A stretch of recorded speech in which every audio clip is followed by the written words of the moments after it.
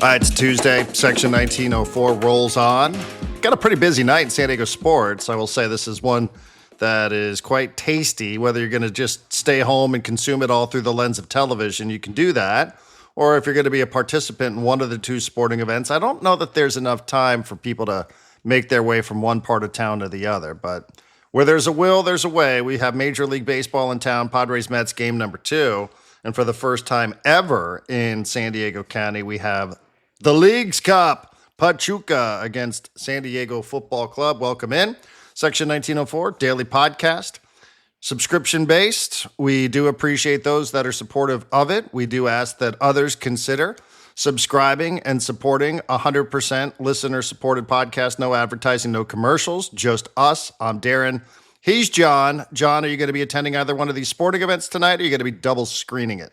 I'm going to be double screening it. I did consider, I kind of wanted to go to one of these. I wasn't exactly sure which one. I had tentative plans to maybe go to STFC tonight and then go to the Padres afternoon game tomorrow. Both of those plans have been blown up for various reasons. For tonight, I have to be dad because my wife is out of town on a business trip. So I gotta take care of my daughter tonight. There will be no attending a sporting event on a Wednesday evening. Tuesday, but damn, I don't pass any judgment whatsoever. I think it's perfectly fine to sit home and consume both of these. I would imagine we're going to be looking at another sellout crowd at Petco Park on a Tuesday. Yeah. I've been told the crowd is expected to be pretty good at Snapdragon Stadium. You don't know with these tournaments, and this being our first time ever, you don't really know what to expect. Does everybody fully understand the concept of Leagues Cup? No. So from that standpoint, is it something that appeals to people? And I guess the answer is yes. I checked in yesterday just because we don't have any radio broadcast for this. We're not doing any of the Leagues Cup matches. As a matter of fact, we're dark even on the midweek show. I may have said that on the show yesterday, or maybe I just said that to John. I don't remember. No, you said it on the show. These conversations sort of blur. But we're not going to. So I'm just going to go as a spectator, I think. See what it's all about. Check out the game from different vantage points at Snapdragon Stadium. I've done that a couple of times when I had a few minutes to spare when I was doing pre, half, and post, when it was Adrian Garcia Marquez and Warren Barton in the radio booth. I had some time to go wander around, sit with some friends for a handful of minutes. Went and saw Leah one time when she went. Some other friends went. I think Marty went to a game. I went and saw her on the far side of the stadium. So I made a lap, but never enough time to sit and absorb. But that will change tonight with Pachuca. The most important thing for me is I know you've wandered around the stadium during a game while working, like being professional Darren Smith. This is not that. Are you going to a tailgate? Are you going to get there early and drink in the parking lot, Darren? Because that's the thing that I feel like you've missed the most. Yeah, I would like to. I mean, the pictures of it all look very good. I will say every time that I'm logged on to any of the Frontera SD social media accounts, I go, man, that looks like a lot of fun. I would like to do that someday, and maybe today is that someday.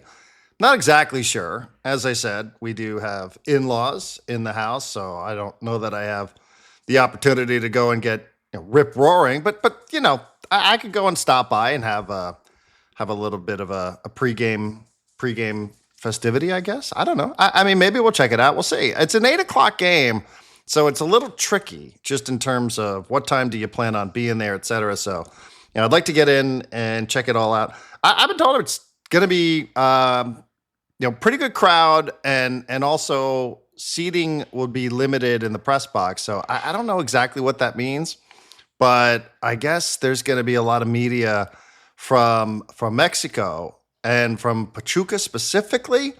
I would think that this is probably a bigger event south of the border than it is north of the border. I don't know that for sure, but I would guess that there's going to be a lot of eyeballs on this one tonight because of the subplot. And it is Chucky Lozano going against his hometown club. For those that don't know, Chucky Lozano signed with Pachuca when he was 11 years old. Okay, so Chucky's approaching 30 now? Yeah. So this is a minute ago that he signed with Pachuca. And he signed into their youth academy. They have a very good youth academy. He played for the first team from 2014 to 2017. And then he moved on to Europe. So he had done enough with his his club and the Mexican national team that he drew some eyeballs from Europe. and he went over and did all sorts of stuff over there, won some league titles in the Netherlands, went on to Italy, back to the Netherlands, and now back here. So he was asked the question that everybody knew was coming. If he scores against Pachuca, was he going to score? Or was he going to celebrate? Yeah. And the obvious answer is no. So he's not going to do that because that's poor etiquette in this sport. In other sports, like in the NFL, like you absolutely do that. You rub every coach's nose in it just to say, I am him. You start screaming, I am him. And you take your thumbs and you point to the name on the back of the jersey and you make sure everybody knows who it is that got into the end zone or did whatever it is. But in this sport, if you do have a bit of success, you hold your hands up and you do the, I'm not going to celebrate thing.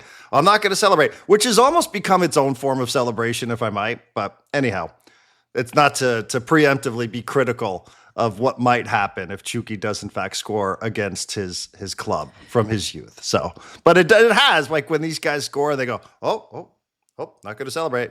It almost has become for me a form of celebration. Yeah, and I'm too cynical. I've seen it a couple times, and it's funny because okay, that's a great plan. I'm not going to celebrate, right? But in the moment, like everything's building up, and it's like, boom! I got it in the net, and like usually what happens is like you can see there's that split second where they're like, oh yeah, I'm not celebrating, and then their teammates come up and start like grabbing them, go like, yeah. And they're like, no, shh, no, I'm not saying, shh, we're not doing it.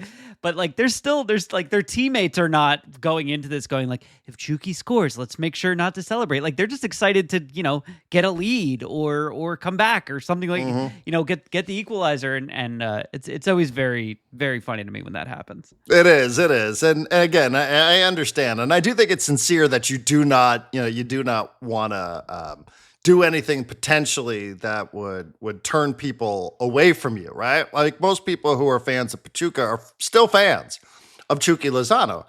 And they're hoping he doesn't score tonight, obviously. And if he does, maybe deep down, they'll be like, that's our guy. He was built here. That's our guy. But, you don't want to do anything to have them turn on you and be like, oh, what a fucking asshole. I can't believe he did that to us, So someday I would imagine Chucky probably wants to have a great relationship with Pachuca. And one way to in some people's eyes, one way that you could potentially burn the bridge is to go out and celebrate, even in a tournament, whatever. However, people look at Leagues Cup. I know there's lots of different ways that people can look at this Leagues Cup. Yeah. I will say I paid more attention to it this year. I wish we were on the radio because I really would like to tell the story. And I think working with Adrian, we would have done this. We would have done this justice tonight about Pachuca. That what it is, if you're on the fence, I don't know how many tickets are remaining, and I'm not trying to sell tickets here. It's not the point of Section 1904. But it is Pachuca in town. Like this is often the club that is credited with being the first club in Mexico. Really? The club that was essentially built because there were a bunch of English miners who somehow ended up in this part of Mexico. And England, being one of the birthplaces of football, brought a soccer ball to Mexico and started kicking it around. And locals started going, hey, that looks like a lot of fun. We want to be in on that. And then, therefore, they started playing soccer. And Pachuca became one of the first clubs, if not the first. History can be a little tough. But it's often credited with being the very first soccer club in Mexico. So credit to Pachuca. I think that's cool that it's in town, that it's in San Diego, and it's at Snapdragon Stadium tonight. I kind of like that. I think that's an appealing thing for me as somebody who's not just a fan of the sport, but a fan of history. Yeah, I think that's cool. I posted a picture along with the story in the Front Row Seat newsletter of Chucky playing with Pachuca, and he looks like a completely different person because I'm sure it's from 15 years ago or something. And he's like, very boastful and he's smiling. I'm assuming is he allowed to celebrate if he gets like an assist? One of his teammates score? Because one of my, do the hands up thing. Because one of my favorite moments from the game on Friday was Annabelle Godoy, warming up on the sidelines while Chucky scores that goal and Anders Dreyer has the perfect assist to him. And Godoy just like grabs Dreyer like, yeah! And he's like screaming on the sideline, like celebrating like a madman. And I was like, wait a minute, isn't Nashville like where Godoy came from? Does he not mind pissing off that? I mean, It's not his academy club. It's not his childhood club. I saw at some point Chucky even described it as his boyhood club, and I'm like, okay, I could see why you wouldn't want to Yeah, offend. he was 11. I mean, Yeah. 11 years old when Yeah. he signed with the Pachuca Academy. So, that's a lot of history. That's going back almost 20 years now for him. It's a bit of a confusing tournament in that there's another team in the region that's playing in it. So 18 MLS clubs, 18 League MX clubs. That includes Club Tijuana. And Cholos are playing, I don't know if it's tonight. I don't know if they're in the first window, but they're playing in Carson. So they're going to go play against the Galaxy.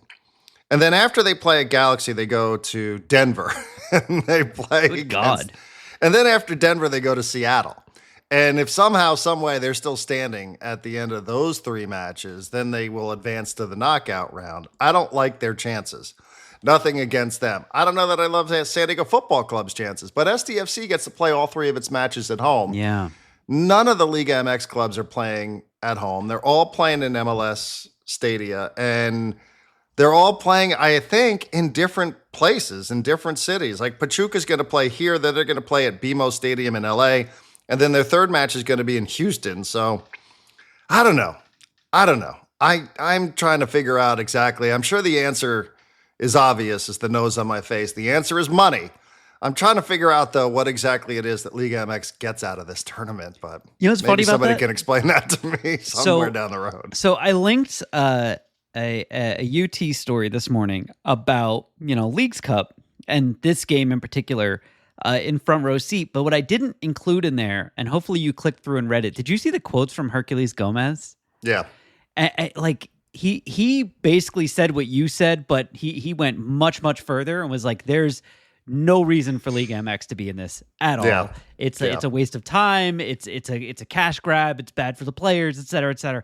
Like he essentially said League MX is only doing this because MLS is cutting them a check to essentially make them look bad. He's like, you're selling out. You're selling your pride. And that made me open my eyes a little bit and go, ooh, okay, maybe it's not just a regular old tournament. Maybe it's something else. Yeah, it doesn't mean it's not going to be fun, though, Right. right? Kind of like the Club World Cup. I understand there's a lot of things that you don't love about it. You don't love who's funding it. You don't love some of the details of what's going. You don't love the way it ended. Yeah. But, it doesn't mean that some of those matches weren't a lot of fun to watch. Right. So from that standpoint, from a purely entertainment standpoint, I would expect the same. But there is just something to ponder when you think about SDFC, which is, just brand new, spanking new into this league, 25 games into its existence, and they play 3 games at home, even though they're not the home team. They're not the home team. I don't even know that, I don't even think there's any, they don't have to move out of their locker room or anything like that. But technically, they'll be the away team, even though it's in their building. What? And I'm sure there will be more Pachuca fans there. But then you have Club Tijuana, which has been around for 2 decades. You got to go to Denver. And they're going to go all over the country and try to win this tournament. I don't know. I know the term cash grab gets tossed around. I will stop short of using that because I know where my bread is buttered. But it'll be on Fox Sports and Apple TV Plus. And I wish I was calling it. I think it might be some good fun. I really do. I think it might be fun. I don't know how much everybody's taking this so seriously or not seriously. I think it'll be there's fun. 4 different champs, and there's the champs have been Cruz Azul Leon, Inter Miami, and Columbus Crew, and even I don't know. These are all played in MLS places, so I'm not sure. I'm excited to have it on. I think it could be a fun game. I think most SDFC games are fun and not boring. So that and Pachuca's good. And I'm enjoying them. Pachuca's good, and the Chucky heartstrings. I think I saw a thing saying this is the first time he's ever played against Pachuca in anything. Yeah. So there's going to be the narrative is there, right? The emotions are there. The soccer should be good. It's competitive. It's not an exhibition. It's not a friendly. It means something to some of the people, if not all of the people playing. It'll be on. I do think I'm going to have it on the second screen with it muted. I think I'm going to be focused on the Padres Mets tonight because that game last night, I don't know if you agree with me. I posted this in our Discord, and a couple people agreed with me, but not everyone. I said last night's game felt like almost a playoff atmosphere for me. And I said, this is what the Padres play like and feel like. It's what Petco Park feels like when it's Padres Dodgers. that's how serious it felt last night. It felt like a game that meant a lot for them, that they were going to scratch and claw and not give up on, which is why I was not totally surprised when they came back after Dylan Cease gave up the grand slam.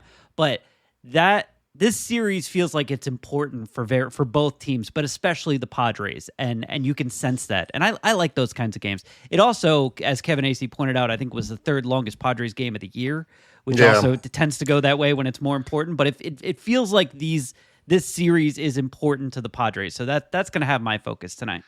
I'm glad that you gave AC the credit for pointing that out, because I didn't want to sound like the grumpy old man for saying that. The first thing that I was thinking, I was trying to think as you were talking about how you were watching the game last night, I was thinking, don't be the guy that just talks about the length of the game. So I'm glad that you brought it up, because that was the first thing that I thought. I was like, yeah, it was a long one, wasn't it? And both starters really kind of had to drag themselves to the point where they were, and the umpiring was a story as well. But in terms of the vibe, the energy in the ballpark, it looked like people there were having a ton of fun. Yeah. And so I think from that standpoint, I always think it's tough to compare anything to playoff baseball.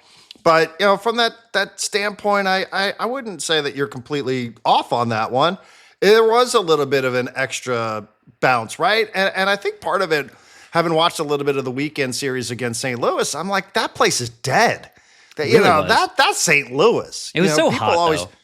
Yeah, that's fine. But, it's still St. Louis. Yeah. And a place like dead as a doornail. And it took the energy away from the viewing experience, I would say, for as long as the game was. I didn't see that detail, that it was the third longest game. I would have bet that it was in the top 5, though.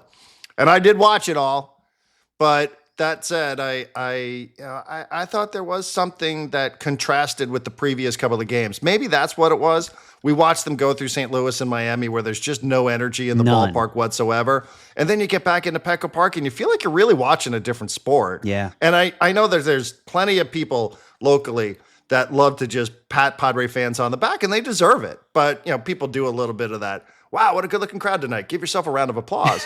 People do that a lot around here, and it's fine. I don't object to it, but I just notice it. And I think having watched the previous, even the road trip through Washington, it just wasn't that. And on a Monday night, that place was hopping, man. For any night of the week, that place was hopping, and it's two good teams, and there's good subplots, then there's a little bit of drama, and there's good defense. The game really did. I mean, again, it's tough to compare anything to a postseason game, but I do think that's as good a weeknight baseball game as you could possibly expect from two really, really good teams. And I think that's another important point, like we said yesterday, about SDFC and Nashville. Let's not take away from the fact that Nashville's good.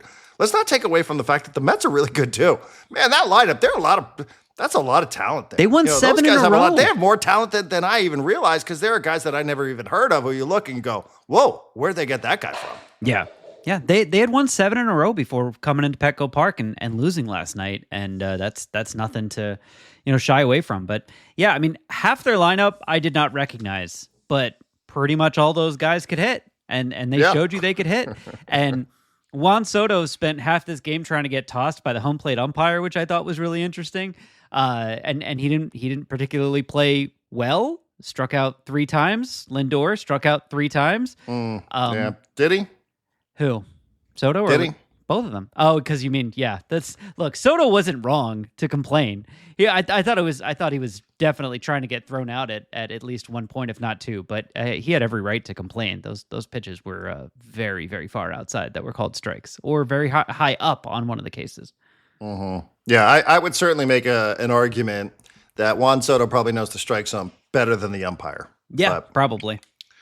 And one obviously was way out of the zone, and there's no disputing that. The other one I think can go either way. I think one of the things that we've learned, even on this podcast that we've discussed, don't always believe the Padre television strike zone. It has not been accurate in the past.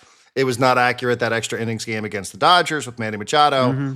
And it does sort of, and it really has made me think about this. I feel like I think this is more important than anybody else, which is fine. But I just remember that night having Mark Grant be like, oh, they took the bat out of his hands. And then Mike Schultz started complaining about the call, and everybody was complaining about the call. And then we all woke up the next day, and the actual system that they're going to use for ABS is like, yeah, that was a strike. So it's tough to just go by that exclusively. You sort of have to bite your tongue and just wait and see what it is. I meant to look at it this morning. I didn't. But it was close enough. And with 2 strikes, I suppose if you're Juan Soto, if it's close enough, you've probably been in the situation a billion times before. Maybe you do swing the bat, but that's not what he does. It's not what he does. So, but yeah, I mean, there are other guys, like you said. I mean, that ninth inning, Mauricio, that home run last night was like, whoa, where did that thing rocket ship off to? Like, you don't see many going that far. Yeah, no. And what was funny about that was, I think it was an inning or two before, Cronenworth crushed a ball to right field. And like off the bat, I'm like, that's gone. And it got caught in front of the outfield wall. And I was like, oh, it's going to be one of those nights where like, no, it doesn't matter how far you hit it. It's not going out. And then I think this was before Luis Suarez hit one off the foul pole, but that just kind of felt fluky. And yeah, Mauricio with a gorgeous swing. Yeah. Just crushed it. I don't know if that went upper deck or not, but it was probably close because he just destroyed it. Speaking of, if you want to put any negative part on the Padres right now, it's that they have 2 guys that are turning into a little bit pumpkin-y in terms of either being worn down or figured out or whatever. And one of them is Robert Suarez, and the other one is Gavin Sheets. And both of them had a pretty rough game last night. Sheets 0 for 3 with 2 strikeouts and a walk. So there's some bad, but it's a lot more fun to be like, hey, that run back to pick up Dylan Cease and give them the lead was great. Getting the walk off in the bottom of the 9th was great. And Fernando Tatis Jr., what can you say about the dude? He's an absolute superstar. Yeah, and we've said this before. One of the things that felt like it was not happening with the frequency with which it's happened in the past is Fernando Tatis Jr. providing moments. He's a moments guy. He's a big moments guy, and that was a huge moment last night where he robs that home run. To a lesser extent, it was the one where he comes in and he's sliding towards the first baseline, towards the right field line, to a little bit of a lesser extent. That's one I think that I'm not going to say most right fielders would make, but I'm saying there just aren't many that are going to do what he did out there climbing over the wall. Right. And I will say, I did feel a little bad for Don Orsillo, who I think usually is right on top of these things. And this is not criticism because, not that I've had the career of Don Orsillo, but I know now when you make a mistake in the broadcast booth, like it's tough. It is tough. And maybe Don went home and went to sleep like a baby, for all I know. But I mean, I would just tell you, when you make a mistake in the broadcast booth, and I'm just doing this for the first time, it will eat you up. And knowing that he could have, and it's not just about not getting the call right or you didn't see it exactly clear, which is understandable. You know that Don really wants to be on the call for that moment, right? Like, he absolutely wants to just go off about Fernando Tatis Jr. making that catch. It probably killed him that he just didn't see it right. Yeah. And it's like, I don't know if he was just watching it from where he was sitting, if he was looking at a monitor, if he had some sort of binoculars out or something. But yeah, unfortunately, it makes that moment slightly less Instagrammable. In that, the call is Don Orsillo going, and he didn't get it. It's a home run. And then it's like, wait, what? Wait, what do you mean? What? The ball's coming in? What? Apparently, it's off the wall. Yeah, at least he laughed at himself a little bit. And I did notice after that there was some gaps where him and Mud wouldn't say anything for like a minute straight on the broadcast. And I was like, I wonder if he's just venting right now, going like, I fucking blew that one. Probably. One of the things I will say again, and I am by no means am I trying to compare myself to Don, but I will say, having had an opportunity to do a handful of the games on the radio for SDFC, I will say you really are measured by what you do in the big moments. I have, and I think that was a mistake for me, is that I spent way too much time learning all the names and the numbers and making sure that I knew the positions. I spent so much time thinking about the mechanics of how to describe the action when Adrian hasn't been there. And I didn't spend enough time thinking about, you got to get the big moments right. And the big moments in soccer, obviously, are the goals. Last night, there were a lot of big moments. There were home runs. There was dramatic defense. And Don has probably a 950 batting average on getting the big moments right. Mm-hmm. And that's one where he didn't. And I will say, if I do get that opportunity again, I'm going to focus much less on, getting the 7-pass combination on the far side of the pitch, in the attacking third. Exactly right. And more time getting the moments right because like you said, that's what ends up on the Instagram. That's what ends up on the social media. That's what gets played on the loop when you're in the elevator at Petco Park. That's what gets played on the loop when you're watching these games and they don't have any commercials and they just keep playing the same highlight over and over and over again. So it really is more about getting the big moments right. And again, I confess that, that's something I feel like I did a poor job of, but I know he has been so good at that, and I'm sure he was just, oh man, that must have been a brutal ride over the bridge last night for Don because of how much pride he has and how he calls these games. Anyway, it'll be lost in the excitement of the game. We don't mean to drone on about that and pick on Don. You know what it shows? It shows how difficult that job is. Like, to even you're beating yourself up. I'm like, you've been doing this for, a couple months, a handful of times. Like, it's really, really hard to get all of those big moments right. And like you said, Don gets 95 or more % of them, perfect. So where are you with Dylan Cease today? That's a great question. I thought he pitched well until he got to pitch like 94. And then kind of fell apart in that last inning and then gave up the grand slam. And to me, I know your ace pitcher is supposed to go deep into games. He's supposed to be your horse or whatever. But, I've compared Dylan Cease to Blake Snell. I know sometimes you push back on that. But another guy that I feel like you're really playing with fire if you're counting on him to come through on pitch number 98, 99, 100, 102, whatever he ended up with. And there was someone, I saw him post this on Blue Sky and in our Discord, who was like, how come we all saw that grand slam coming and Schilt didn't? And I was like, I don't know. Like, I think he just wanted Dylan Cease to have a really good end to a good start and have that moment. And he let that cloud his judgment, but it's kind of right. Like, once he got to that point, you knew, like, the deeper he goes, the longer he's in, the more he faces these guys, the more they know what to look for and the more that they can hit him. So I did kind of see it coming, but before that, I thought he was good. I don't even know if it's worth commenting on him getting hit in the back of the head with the ball, because I don't know that it changes anything. I was a little turned off by the people who are making jokes of like, that'll fix him. Like, man, guy got hit in the head with a baseball, man. Like, we should just feel bad and then feel good that he apparently felt good enough to keep going. But no, I thought that was a good start for him. That just, he got left out there a little bit too long, but that's not to remove any blame from him. Like, he's supposed to be better than that. But I think also, like, Schilt gave him a little bit too much of a leash. Yeah. I mean, in terms of whether they will or won't decide to move on, obviously you're not going to base this on Monday night against the Mets, but the other part of it with him is 102 pitches in 4 2/3 innings. Yeah. And, the flip side, like you said, this is very Snellian, Snell-esque. Snell-esque.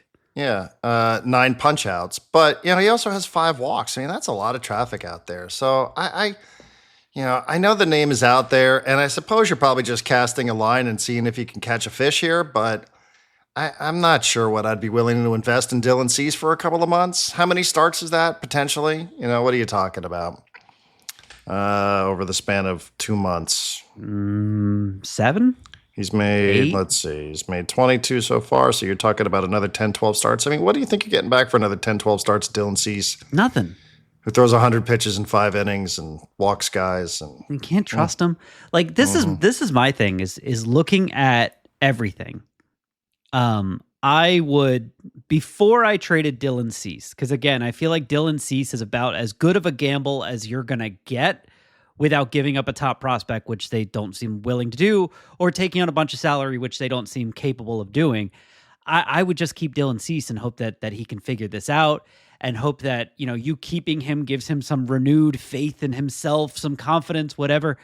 I would trade Robert Suarez because I think he's wearing down. I don't think he's the best pitcher in the bullpen anymore. I'm not even sure I think he's the second best pitcher in the bullpen anymore for the Padres.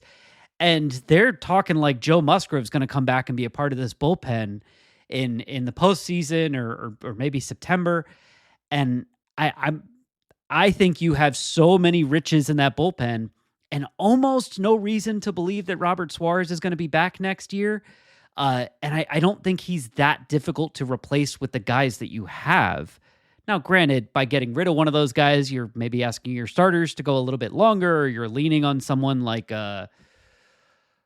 David Morgan or something like that to pitch more than he otherwise would have. But I would cash in the Suarez chips for whatever I could get for it right now. And I would just count on the fact that like you might get back something pretty good for a couple months of Suarez. I don't think you're going to get anything good back for a couple months of Cease. You mean last night's winner? You just want to get rid of last night's winner just like that? Last night's winner. What kind of baseball analyst are you? Guy won the baseball game last night, John. What are you talking about? I mean, he's been good. That was only the second home run he's given up all season. It's not like we're on a streak here where he's just been bad in July and rocket after rocket is flying over the outfield fence. I mean, is he really? I'm trying to figure out where exactly you think he's been wearing down. Okay, so I think he was wearing down until the All-Star break. I think the All-Star break gave him a little bit more, but I think if you keep using him this much by the end of the season, he's going to be the same guy who had an almost 8 ERA for the month of June. Like he was in 12 games in June, and he had an ERA of 7.8. He's been better in July. 9 games, ERA of 2, only gave up 1 home run. But, 7.8, though, I just want to point out quickly, just that for those listening, because like, whoa, that's bad. 5 of those runs were earned, and they came in a third of an inning against the Diamondbacks. Still counts, but just in terms of how many appearances was that? That was 1, 2, 3, 4, 5, 6, 7, 8, 9, 10, 11, like 13, 14 appearances. And of the 9 earned runs, 5 of them came in a third of an inning. So it will skew your ERA. I know, but if you look at his stats month by month, it's like he started the first month, ERA of 0.6, 0.6. The next month, it goes up to 4.3, and his whip doubles. In June, it goes up to 7.8, and his whip goes up another half. And then in July, it's better. His whip is down to where it was in April, and his ERA is only 2. That's good. But I was just watching him wear down heading into the All-Star break, and I was like, he really needs a break. And he did. But my theory is a month from now, he's going to be worn down again. He's going to be getting crushed. Also, ERA of 6.5 in non-save situations. That's never great, but kind of par for the course with a closer. But yeah, I would trade Robert Suarez before I traded Dylan Cease. Is my answer to your Dylan Cease question? Yeah, and again, a lot of this stuff it's like sort of in the abstract. Like I would trade this guy. Well, do you know what you can get for him? No, but. I also think, too, dealing from a position of strength is tricky because some would say that, well, that's why you do it, because you have the 4 horsemen. We can live with 3 horsemen here and find another guy. But now let's say one other guy gets hurt or one other guy loses it or one other guy wears down, because now who's going to pick up the slack of Robert Suarez? I don't have this right in front of me, but if I'm not mistaken, the Padres have 3 relievers who I think are in the top 5 of innings pitched. I think I have that right. I think that's right. So, it might be even 3 of the top 4, if I'm not mistaken. So from that standpoint, we're looking at potentially August and September, where you have a lot of high leverage situations. And are we going to worry about other guys wearing down between now and the end of the regular season? So I like having 4 because you go from 4 and you think, well, I still have 3. And then something happens to one of the other 3. Well, now you're down to 2. And now you got a problem because your starters don't really go deep in these games, do they? Yeah, this is the old Zach Lowe thing about, getting 3-star players on an NBA team. He said, you don't do it because you need 3-star players. You do it so that when one of them gets hurt, you still have 2 because you can't win with 1, but you can with 2. I get what you're saying. I just... And like everyone rightly came after me with my, what's the difference between Dylan Cease and Sandy Alcantara? Why would you trade one to get the other? And everyone's like, well, one of them is under team control for 3 years and one of them's a free agent after this year. Sure, fine. I get it. I don't know. The trade deadline is tricky, man. I'm glad I'm not AJ Preller. The trade deadline is very, very tricky. It is. And again, just for further confirmation of what it was that we were talking about, new Dennis Lynn has dropped, and Dennis, let's see. What did Dennis write that caught our ear? Padres with deadline looming face key decisions on Dylan Cease, Robert Suarez. He writes about A.J. Preller, who was standing around the field. Where was the line? He said something about limited resources. Financial something. Mm-hmm. He writes about Suarez. He writes about Cease. I've discussed the idea. Padres since last offseason, certainly in recent weeks, have discussed the idea of moving Cease and or Suarez. The former will enter free agency this winter, represented by Scott Boras, who secured Soto the largest contract in professional sports history.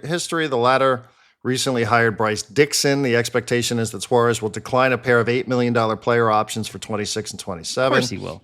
With limited payroll flexibility and less prospect capital than they possessed a year ago, the Padres could try to send one of these expiring deals to another postseason contender in exchange for new prospect capital and some salary relief. In theory, San Diego could then use those resources to acquire club-controlled players at positions of need. Tell you, that's a lot to get done here in about 48 hours. Yeah. I know that the balls have been in motion for quite a while, but that's a lot to do in the next 48 hours from where it is that you and I are chatting here on Tuesday. Also, not to derail us into a whole other thing, but I remember last year there being this whole thing about the Padres of they've realized that they can't be a slugging team. Petco doesn't allow them to, the NL West. So what they're going to do is they're going to lean into contact. They're going to be a contact team. They're going to have high batting averages. They're just going to, the power of friendship inning. It's going to be hit. We're not going to be like, let's get a guy on and swing for the fences and try and get a home run. And then you get around the trade deadline and everyone's like, we need more slug. We need more slug. We need more slug. Let's go to a left fielder who can hit home runs. Let's go get a catcher who can hit home runs. We need more slugging. And I guess that's true. Like I saw this, I grabbed this line from AC's newsletter this morning. The Padres have dropped to second fewest home runs per game, 0.84, and 30.3% of their runs are scored via home runs, which is the second lowest in baseball, just above the Pittsburgh Pirates, who are terrible. So my question is, do they really need to get more slugging, or do they need to get back to the team that focuses on contact and putting balls in play and trying to have high batting averages, or have they given up on that philosophy already? Because I remember a year ago this being the thing of like, no, they're leaning into being the high contact team. And now it seems like, and granted, I'm taking some of this from the fan base and what you see on social media saying that we need more slugging, but it seems like everyone's gone away from that. And it seems like when anyone brings up the fact that, Bryce Johnson's hitting like 370, it's like, yeah, but he's got two RBIs and he can't hit a home run. It's like, okay, well, that's fine. What team are you going to be? Like, who are you going to get? Are you going to go get a left fielder who can slug? Because yes, you're at the bottom, but also this is not a team that seems built for winning via the home run. Well, I will counter what it is that you just read with something else that I could read, which comes via Kevin Acee. After a series of hitters meetings in late June and July, emphasizing the need to shrink the strike zone and get back to being one link in an offensive chain. The signs were there in the 10-game homestand that preceded the All-Star break. The results were not overwhelming. The Padres won 6 games, hit .253, 709 OPS, blah, blah, blah, blah, blah. Average just 3-point runs per game, never more than 5. Manny Machado says, I think we're in a good spot. Got hot early, just kind of surviving after that. It's a roller coaster. Can't be hot all year, but we did start to get hot as a group right before the break. So I'm not sure. This is just a long-winded way of saying none of us really know at all. Okay, what they are. But I will say the whole shrinking of the strike zone thing to me is irritating, just since I know it was criticized in that same exact space by that same exact writer. But it doesn't matter. I know. We talked about this for a minute, I think, before we hit record, so we might as well talk about it now, which is people with the Padres and writers who cover the Padres have started already the excuses for why the Padres haven't gone and added at the trade deadline, even though it still seems like they probably will, with this line about Michael King is better than any starting pitcher you'd be able to get at the trade deadline, and we're adding him to our roster, so we're pumped up about our chances, et cetera, et cetera, et cetera. I've lived through this a number of times with the Padres, with the Dallas Mavericks, with other teams where they get a guy back from injury and they go, well, we didn't need to do anything at the trade deadline because look, who added a pitcher as good as Michael King? Nobody. We won the trade deadline, Darren. And that is starting to frustrate me. I know he pitched a simulated game yesterday. I know everyone was very excited. I know they literally played clips of it during the game last night with Mark Grant breaking down the two-seamer against either no-hitters or Lake Elsinore Storm hitters. But I'm still in I will believe it when I see it range with Michael King, and watching him pitch a simulated game to low A ball players or high A ball players. I don't remember which one Lake Elsinore is not seeing it for me quite yet. Do you have a different take on that? I do not. I don't know, like, what is the impact of watching Michael King throw a simulated game at Petco Park at 3:00 in the afternoon? Right. What is the impact on the organizational approach to the trade deadline? Can anybody answer that question? Because, of course, Michael King's going to walk up the field and be like, yeah, felt great. Feel like I'm 100%. And then they're like, oh, 100%. Wow, that sounds great. That sounds enticing. Cool, Michael, welcome tomorrow? Back. He's like, no. Like, I'm not back. I mean, I got a whole bunch of other things I got to go do. But is that enough that you can scratch a priority off the trade deadline list? I don't know. I would tend to think not, but maybe they have keener eyes than I, and they were actually in the building and I'm not. So, but it doesn't change all that much for me. Now, what it changed this afternoon, what it is that we see, or this evening, what we see from you, Darvish, very much could be the case. Well, so this is the other thing. I think it was Jeff Sanders who posted that Yu Darvish was getting moved from Tuesday's start to Wednesday's afternoon start. Right. That's what I meant. Yeah. Thank you. And now you're the one who thinks it's Wednesday, and that today's starter, it appears, is probably going to be Ryan Bergert, if I remember that correctly. And yeah, my question remains, like, how does that affect the trade deadline? I have no idea, but there's definitely things going on with the starting rotation that raise a lot more questions than they answer. And I don't know how I feel about it. Can I give you a really, really bad, stupid stat before we move on to something else? So my whole thing with Fernando Tatis since the beginning of the year, he was doing great at the beginning of the year. He got hit in the forearm against the Pirates, and he's been a significantly different hitter since. Not blaming the forearm thing, it's just that's kind of when it all started going downhill. And my whole thing is, it doesn't look like he has the power that he once had. So I did a little bit of deep diving into StatCast, and yeah, in fact, like his attack angle, his launch angle have all been like far too low for him to be a legitimate home run hitter this year, but both look like they're climbing back up, so maybe the home runs are coming. I did a comparison.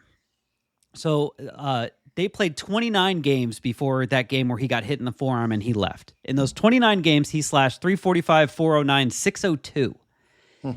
In his last 29 games, he has slashed 271, 391, 411. Doesn't really compare. But the first 29, he had 8 home runs. The last 29 games, the most recent 29 games, he only hit 2. So I thought to myself, if I'm being generous, I think there's probably been 6 balls that have dropped on the warning track over the last 29 games for Fernando Tatis Jr. What if those 6 balls, instead of landing on the warning track, went over the wall? If they went over the wall, if you take 6 fly ball outs and turn them into home runs, his slash over the last 29 games is 327, 437, 635 with 8 home runs. It's almost identical, if not a little bit better, than what he did the first 29 games of the year. Like, I think that's really the difference with him. It's like 20 feet. Like, just get 20 more feet on the balls that you're hitting, and I think he's the same guy he was to start the season. I think he's trending in that direction too. It looks like his launch angle, his attack angle are both getting better the last few weeks, if not the last month or so.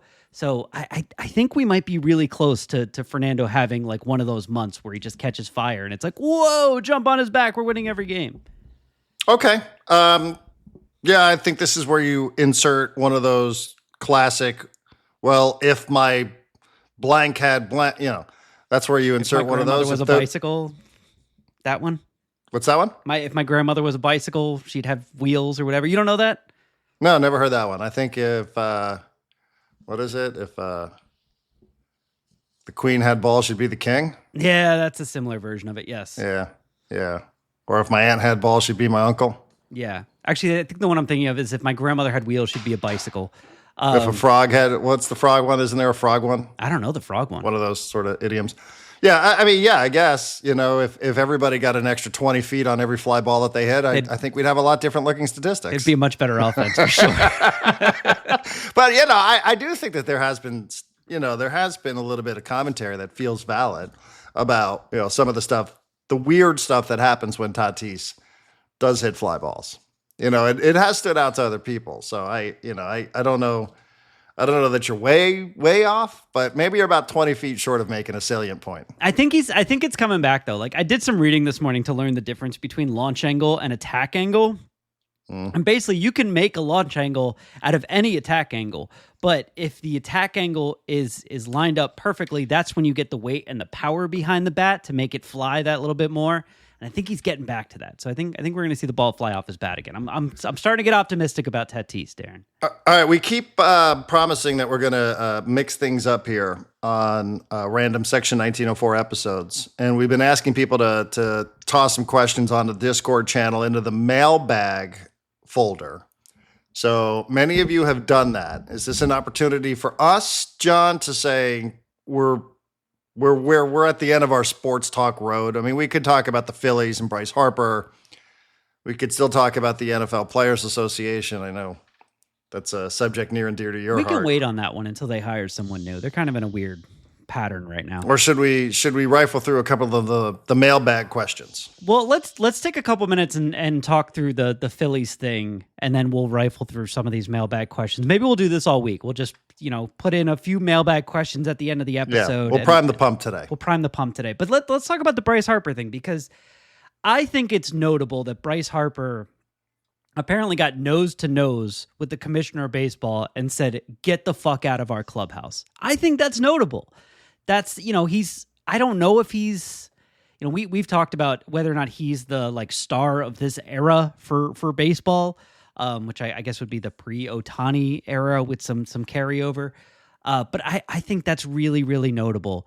And it all seemed to be in, I almost said retaliation, but in response to Rob Manfred trying to meet with all these players and all these teams, going directly to them instead of going through the union, and bringing up the topic of a salary cap and talking directly to the players about like, hey, you got to understand, like these owners, they're losing a lot of money.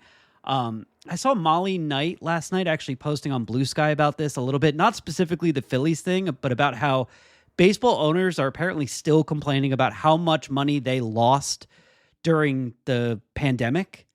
And she's like, a lot of them are going like, we lost so much money then. We need to make back money now to even things out. Otherwise, we're going to be in this debt forever, et cetera, et cetera. And I think they expanded the playoffs. I mean, it's a lot more money. It wasn't the pandemic that blew up the ESPN deal. And Molly actually said there's only one team in baseball, kind of like the Packers. There's one team in baseball that has to open up their books for whatever reason, and it's the Atlanta Braves. And I think this all started with the Atlanta Braves released their books yesterday, and their revenue was like $650 million. So she was like, "Yeah, baseball's fine. I don't, stop talking like the owners are dying here and losing money left and right." But I'm interested that the players A, stood up to the commissioner, Bryce Harper, and B, in the case of Nick Castellanos, talked with at least two different media people, honestly, about what happened in this meeting and about players standing up to the commissioner. And Bryce Harper not only saying, "Get the fuck out of our clubhouse," but saying at one point, the players are not afraid to miss 162 games. Like, this screams lockout from years away, right? We're a year and a half away from this. This screams lockout. It does. That's why I think you should trade everybody. People thought I was joking on TikTok. I'm half joking. I mean, you don't know what this is going to look like. It's not good. And I will say that Rob Manfred is openly not only doing the things that he's doing, but he's openly blabbing about it. He's saying, "Listen, my strategy," this is a quote, "my strategy is to get directly to the players. I don't think the leadership of this union is anxious to lead the way to change, so we need to energize the workforce in order to get them familiar with or supportive of the idea that maybe change in the system could be good for everybody." This is a little bit of divide and conquer from MLB's leadership. And by the way, it's not just MLB leadership with a bunch of stodgy old rich billionaire owners. He has some players on his side. I know Mark DeRosa found himself in the news for this story this week. CC Sabathia is another one of those guys.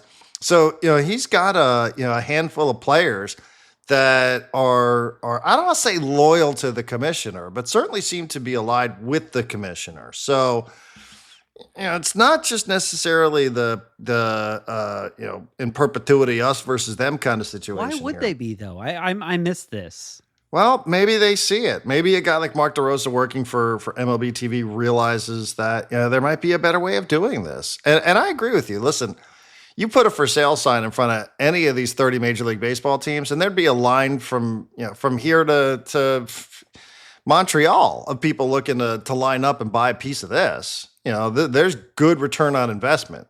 You can cry the blues all you want if you're John Seidler or if you're Eric Grupner, through any of these guys through the media, but everybody knows you put a for sale sign in front of the Padres organization, and you're probably going to get a pretty good return on investment. Now, I say that having just brought up a couple of weeks ago that the Minnesota Twins have been on the market for a while, and they haven't attracted a seller. It's just a seller that hasn't been attractive to them. I'm sure that they could sell and they could make a whole boatload of money, but there's more to it than that. I mean, the Padres right now they're valued at like somewhere over, $2 billion, somewhere in that range. And what did they buy it for? $800 million back in 2012. So, I would like that. I could, if you want to give me exclusive negotiating rights, I bet you I could put together a team in about 6 months, that could go in there and buy the Padres. And I'd feel pretty good about my investment on that. But, it's not the point. I think that part of it is, these owners are they do recognize that what's going on with the future is not great as it comes to the main source of funding, which is television. And they don't really have a plan for that yet. We were supposed to be announced by the All-Star break, right? Well, we're well past the All-Star break. Does anybody think that there's an announcement coming around the corner here that ESPN's going to have a new national televised deal or MLB's going to have a new nationally televised deal? Doesn't sound like it to me. So, maybe some of these guys are starting to look and be like, yeah, maybe there is room for us to bend. Maybe this is an actual new era of baseball. And maybe it is time that we're the only sport. Maybe it's not a point of pride that we're the only sport in the United States that doesn't have a salary cap. And I say that as somebody who hates the salary cap, but maybe it's maybe the success of the other leagues is and then the relative lack of success in certain places in Major League Baseball, maybe it's starting to have an impact on some of these guys. I'm not sure. It's hard to know exactly why it is that some of these players feel the way that they do. This is not a well thought out take. So if it's terrible, feel free to criticize me for it, and I'll probably deserve it. But I'm not really anti-salary cap. And my reasoning is that I think the family-run mom and pop sports organization should still exist, and the problem is it can't exist without a salary cap. And yeah, this is kind of a wink and nod at the Spanos family as well. But like a lot of these families, the only thing they really have that generates this level of money is the team, and it makes money. It's profitable for the most part, but they're not rolling around in billions. And these new owners come in and they have billions, right? The Dodgers owners and whatever. And they can just spend and spend and spend and spend and spend and really make it so that the talent disparity is so large that the fans of the team have to like root for the family run business to sell off to some faceless, nameless billionaire who's willing to just throw a ton of cash at it. And I don't think that that's great for baseball. I'm not against the players making as much as possible, but I don't know that that's good for baseball. That the most successful teams are the ones where it's like, hey, this guy made a few billion on Wall Street, and now he wants to throw it at this because he wants his, this team that happened to be for sale to be the World Series winner for the next 10 years. I'm not going to say like it's terrible for baseball. It's good to have, dominant teams and dynasties and all that, but we have those in salary cap leagues as well. They're usually the teams that are best run or, have just a sterling reputation for taking care of superstars or developing talent. So I don't know. I'm not as anti-salary cap as many people probably are. I have mostly been. I don't know what the answer is when you have the Dodgers who make over $300 million, who are guaranteed over $300 million a year in local revenue. and you have the Padres who are making less than 30. Yeah. And I know there's always been a situation of have and have nots, and that exists in sports, and it's okay. But I just don't know what the answer to that is. And I don't know that a salary cap is the answer to it either, because I also would sit and say, well, if you're the Dodgers, you're like, well, wait a second, why are we being punished just because we have the opportunities to go ahead and make smart deals, smart TV deals, and guarantee ourselves this amount of money? It's a regional sport. The games aren't being played like the NFL on just a handful of channels or the NBA on a handful of channels. Like, that's not what baseball is. So, as much as you can sit and say, well, these other sports have salary caps and they're successful and it doesn't seem to be hurting them. Yeah, but also a lot of that is buoyed by what they get from their national television contract. And just recently, we had the biggest name in national television tell baseball to kick rocks, that it didn't want to spend $500 million a year on them or whatever it was. And we can see some of the disparity even in the Apple contract. How is it that the NBA is getting billions of dollars per year from Apple, and ESPN or Major League Baseball is getting like what is it, 85 million, or 8 million, something like it's nothing by comparison. So I don't know. I don't know the answer. Again, I'm generally, but cap obviously would have to come with a floor. And maybe that's in the benefit of everybody. Yep. Maybe that's a way of appealing to players who aren't Manny Machado, who aren't Bryce Harper. Maybe that's a way of appealing to younger players that you could say, hey, listen, if we can get right every year why the NFL falls apart is because those careers are so short, and the high earners, the high earning quarterbacks, the Tom Brady, Drew Brees, Peyton Manning, et cetera, they might represent the league in terms of its commercial aspect, its marketability, but they don't represent the rank and file. Right. And in baseball, that's going to be an interesting thing to see if this strategy works, where if they can go, hey, listen, I get it. Bryce Harper's telling me to go fuck myself. That's fine. He's always going to tell me that. And so are the other big high earners in this sport. They're always going to be telling me that. But, I'm going to go find the guy who's in year 4, who's getting set for arbitration, and tell him maybe there's a better way for him.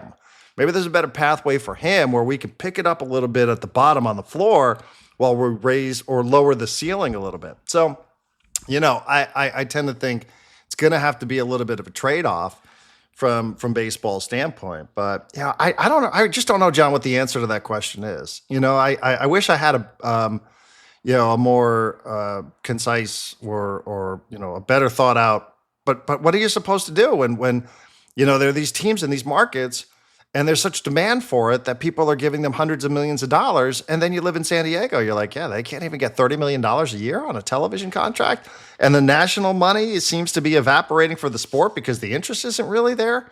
It just, it's creating a real problem. Like these are not imaginary owner, rich person problems. Like these are real problems for the sport, and like it's not, it's not as simple as people make it out to be because of the national money and how different it is in the other sports, because we watch those other sports on national television. And in the NFL, you're not relying on local money.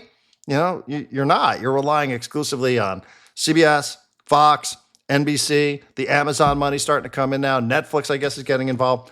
So, all of that stuff is pretty squared away. But in baseball, you have these things called Padres.tv, and you have a Bally's, and you have a this, and you have a, And I mean, if you were owner or the owner of the, you got to play somebody though. If you're the owner of the Cubs and the Red Sox and the Yankees, you're like, well, why is it my responsibility to support the Tampa Rays? But I'm just arguing with myself because you need somebody to play. You just can't have 10 teams playing against one another. You need 30, and maybe you need 32. It's funny. Nashville was just in town. I was talking to their general manager, and he made it sound like baseball's going to Nashville. It's like, yeah, we're preparing for that there. So, I've heard about that for a while, yeah. And this is the GM of the Nashville Soccer Club. He's like, yeah, like that thing's happening. So, they're going to get 2 expansion cities, which is going to be whatever the expansion fees are. So that's going to be a little bit more money. But again, you're in a situation where you divide that equally. It's not like you're going to go, well, the Padres make 10% of what the Dodgers do, so they're going to get X amount more of the expansion money. Mm-hmm. So, it'll just be more money in the pockets for the owners. So it's, it is a puzzle. It is a real puzzle here. And I just don't know how you're going to convince any of these big market owners with these lucrative television deals that, that they need to. And by the way, like best case scenario for some people might be that they just pocket more money, that it's just going to be more money in the owner's pockets, which, is that what everybody wants? I'm not sure. I mean, maybe that's better than having, what's perceived to be lopsided competitive balance.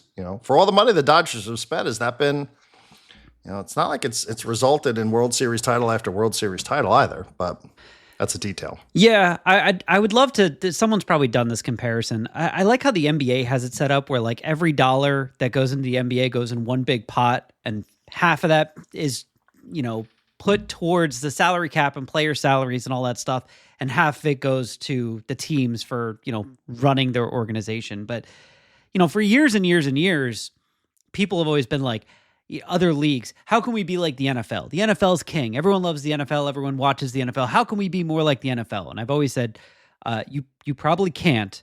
But what the NFL does right is two things. One, they own a day.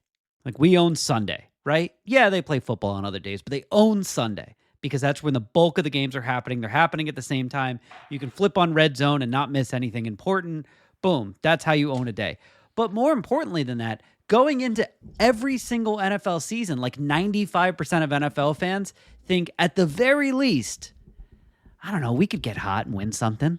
We could make the playoffs. Like they all feel like they have a chance. And that's not true in the NBA, who, despite the fact they have a salary cap, you can also go over the salary cap if you just want to pay exorbitant fees. And some of those teams do. The Clippers, the Warriors, the Knicks now, etc. But the where was I going with all of this? NFL. Yeah. It's very digestible. It's very digestible. It's an easy, listen, I'm going to just say it. Like the NFL is like an easy, like it's a, I don't want to say simpleton person sport, but it's not hard to be an NFL fan. But think about a market like Pittsburgh, right? Like every single year, Steelers fans are like, no matter how bad the team is, yeah, we could find our way to 8, 9, 10 wins and find ourselves into the playoffs. And who knows then? There's no version of that for the Pittsburgh Pirates. Those fans. But that's the Pirates' fault. Absolutely, it's the Pirates' fault. That's why the salary floor is just as important as the salary cap, because the salary cap keeps the Dodgers from existing in the way that they exist now, and the salary floor keeps the Pirates from existing, and the A's from existing the way that they do now. And the whole point of that is to try and make every single fan of a baseball team think, we might have a chance this year. That's how you want to start every season. And the what I was saying about the NBA is because you can spend so much and just say, hey, we're going to pay the taxes. They've kind of lost some of this, but the magic to the NFL is that every fan of every team goes into every single year thinking we might have a chance. That is the strongest argument I could give for a salary cap and a salary floor is if you can get every fan of your sport to think every year my team might have a chance, you're going to get so much more engagement and love and viewership and everything else, and that turns into ad dollars. Yeah, this is where I would say, though, you just mentioned, hey, we can win 8 or 9 games. Like, I also think there's a downside to that. That what I'm watching when I watch the NFL, and I will say I watch it mostly through Red Zone, and these days it's mostly just because I'm playing fantasy and just want to see what's going on there. And Red Zone gives me my ADHD fix, where it's just Scott Hansen yelling about things for 8 hours a day. Yeah. But, I also feel like every week, I'm just watching a bunch of random results. Like, I don't think there's any real rhyme or reason to it, and you can say, it's any given Sunday. That's what gives you hope. Is it hope? I mean, I guess it's interpretive. It's hope for you. To me, it's kind of dull. Like, I don't really know who the good teams are in that league. I know Kansas City's good. There's a couple of teams there, but I don't feel like I know week in, week out, like that there's any good teams. Everybody's sort of in the middle. Everybody's kind of 9-8 at this point, 8-9, somewhere in that range. There's no dominant teams. That's true. Yeah, I mean, I don't mind that. I guess this is where I've really shifted and why I'm such a fan of European soccer is, everybody is playing for something there. They're not always playing for the same thing, though. Sometimes you're playing for a league title. Sometimes you're playing for the top 4, so you can go and you can play in Champions League, or you're in the top 6 and you're playing for European competition, or top 7 in certain leagues. No salary Some cap teams there. are playing for relegation, right? Certain teams are playing to avoid relegation. So, there are very few teams that just find themselves with a, handful of games to go going, yeah, nothing going on here. So it always feels like there's something on the line in a lot of those matches, and maybe that's a good system, but that's not a system that's ever going to work for baseball. See, I mean, like I said, I know what you're saying about the NFL. It's kind of crazy when you're like, oh man, this Bears Carolina Panthers game. Who saw this coming? That there's this crazy fourth quarter comeback and a couple of last minute touchdowns. And you go at the end, you're like, whoa, like that was really exciting. That was good entertainment. But at the end of the day, it's like just two middle of the road teams. Yeah. But like these are teams that are forgettable. They're not really teams that you're ever going to remember. But you're in it for the entertainment, right? Like I have an uncle who lives in Northern California, and he's been an A's fan for a really long time. And it used to be, every time I'd see him, we'd talk about the A's. He'd tell me what he liked about him, what, his favorite players, all that stuff. And now we talk, and he's like, I can't watch baseball anymore. And I'm like, is it because they're moving? Like, is it because, they're going to Vegas and they screwed over Oakland? And he's like, no, I don't care about any of that because they're just, they don't win. He's like, there's no hope. Why would I? That's a choice, though. I mean, that's a choice by their owner. But how do you punish the owners for making that choice? Is my Well, that's a great question. Yeah. And I think that's what a lot of people in baseball will rightfully point out, that, we've got a bunch of shitty owners here, like the owner of the Pirates, who's decided it's not even worth trying to be one of the best 7 teams in the National League. Yeah. 7? Is that how many teams make it? Yes. 1, 2, 3, 6. Whatever. Yeah. I might be confusing, but and like when you get to that point, but there is no perfect system, because what I hear a lot too, the rare times where I tune in and will listen to some sports radio, they're always like, 20 teams make the playoffs in the NBA. What's that all about? Yeah.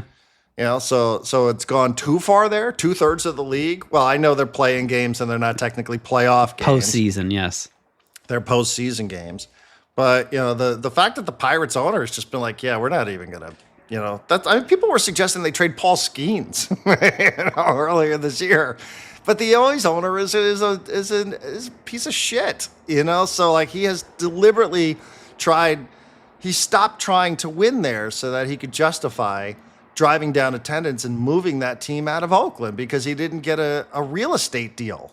Yeah. And that's really what the story is there, isn't it? So, and even in your salary cap sport like the NFL, I just recently saw 2 NFL teams relocate out of the places where they had been, the Chargers, for 56 years. So, I'm not sure that there's any answers coming from this podcast at this point. So maybe we should just call it. We're not an answers podcast. Actually, let's be an answers podcast. Let's do 5 minutes and hammer through Let's do this tomorrow. Let's wet the whistle today with one of them, and then we'll circle back to the mailbag tomorrow. Okay. But listen, it just seems to me, I think the long and short of this is just trade Leo DeVries and see what you can get for him. All right, I have two questions that I'm picking out because they're kind of similar. The first one from our buddy Alex Pena said, rate how much you're enjoying sports in San Diego this year. Is it comparable to anything in the past?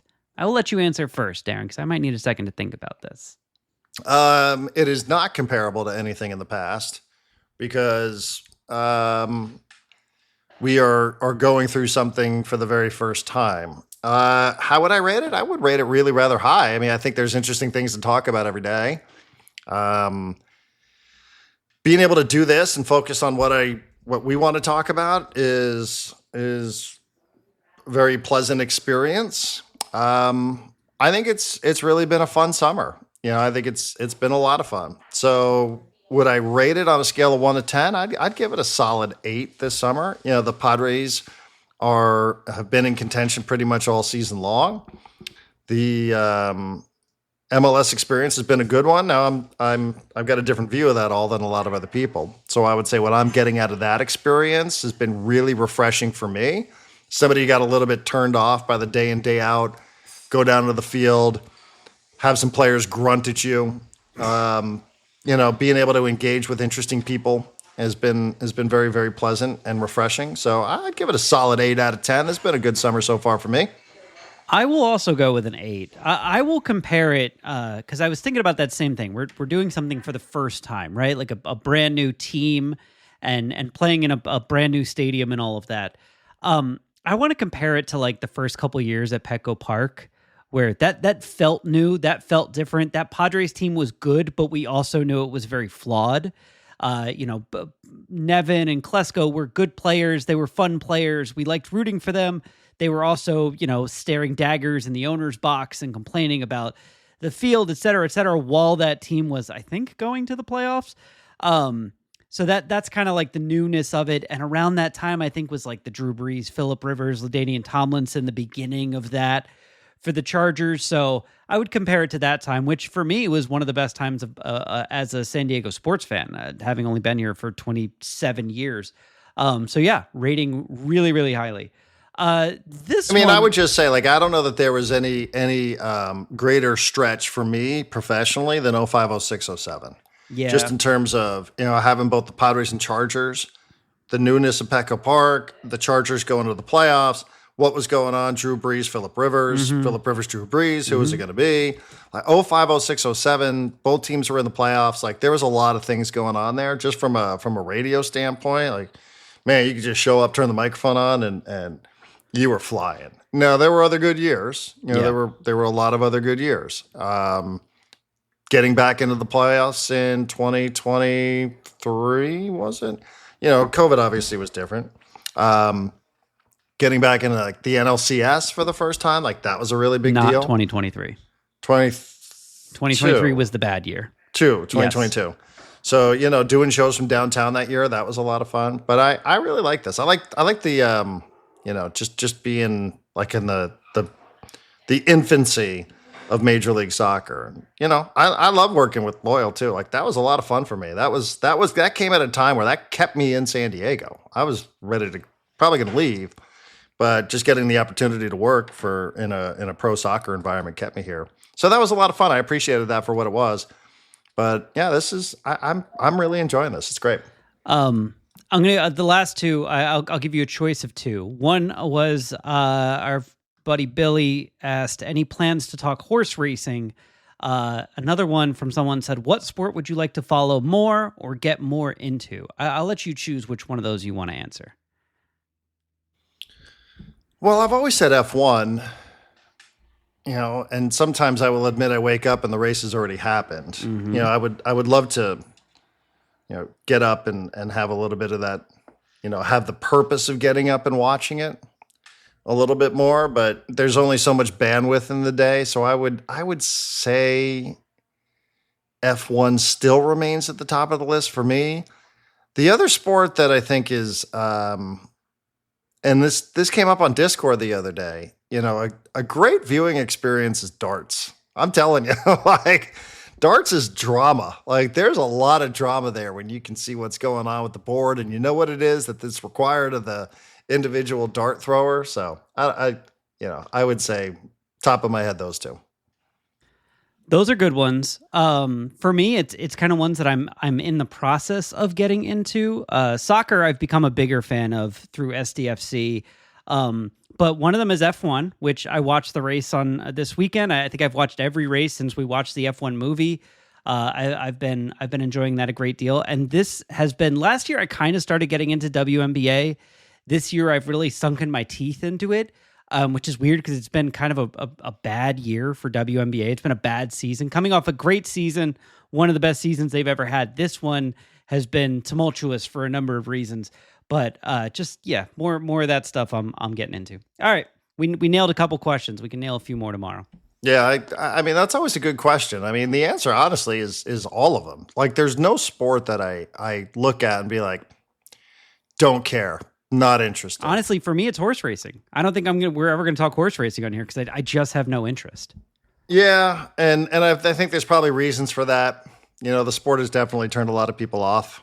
I do think it's a good experience. I do think it's, I'll tell you one sport, that's let's take that question the opposite way. Let's use this and let's reverse engineer it.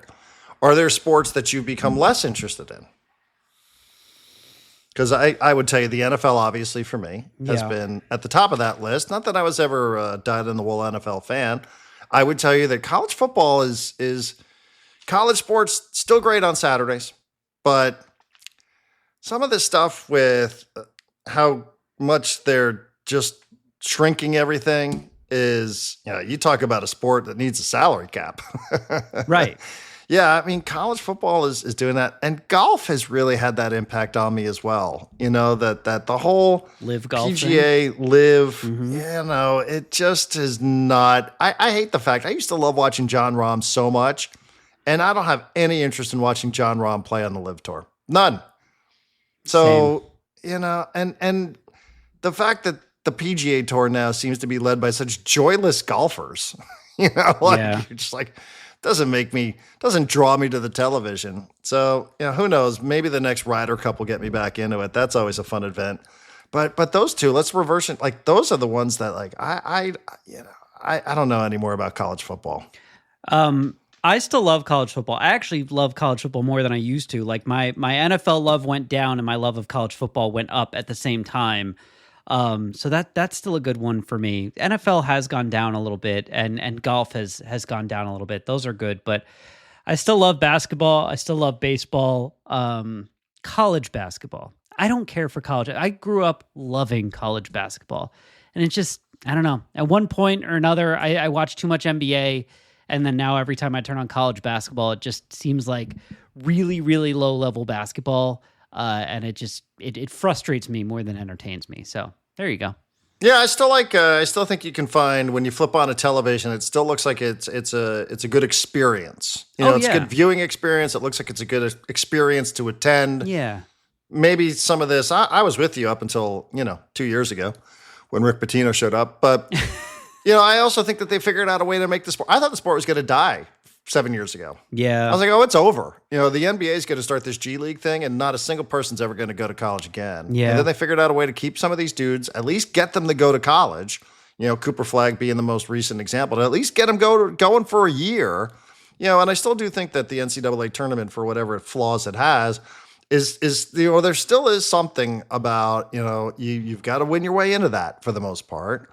It's not the best 68, but they do a good enough job of convincing you that that you got to earn your way into that. You're not just you're there's a selection committee, but it's not it doesn't feel as random, let's say, as some of the other selection committees that we have to deal with in sports. So I don't know. I'm back in a little bit on college hoops in a way that I wasn't expecting. Yeah, all right, let's call it. I saw a story the other day about Magoon Gwath and how his family and friends had kind of pushed him to go into the transfer portal and see what was out there, and he was like, "Yeah, I took a meeting with Kentucky and I took a meeting with this team and that team," and he was like, "All they offered me that San Diego State didn't was more money," and I was like, I saw that and I'm like, I appreciate his honesty and everything, but like, what are we doing? Like, why? But this kid's really good for a kind of small market team, and they're like, oh, you got to go out there and get more money, go to one of the big schools that can throw a bunch of cash at you. It's like, I don't know, but the charm of college sports, especially college basketball, I feel like is just wearing off a little bit, but that's fine. Well, and in a lot of these conferences, though, it's going to be treated like a second class citizen. Yeah. See, I feel very fortunate. I went to a university that doesn't have to answer to the football gods. So we can just prioritize our basketball program. So that's good news for me. Maybe others should think about that as a strategy. I'm just saying. Just saying. Hey, we already got in trouble the one time Craig Elston came on here and told San Diego State to disband the football program. Don't jump on that bandwagon, Darren. Oh, I wasn't saying that. I'm just saying, it looks like Gonzaga has a little bit of an advantage, doesn't it? In the new Pac-12, because they don't have to serve their football masters. All right, much longer than we expected Tuesday. Yep. So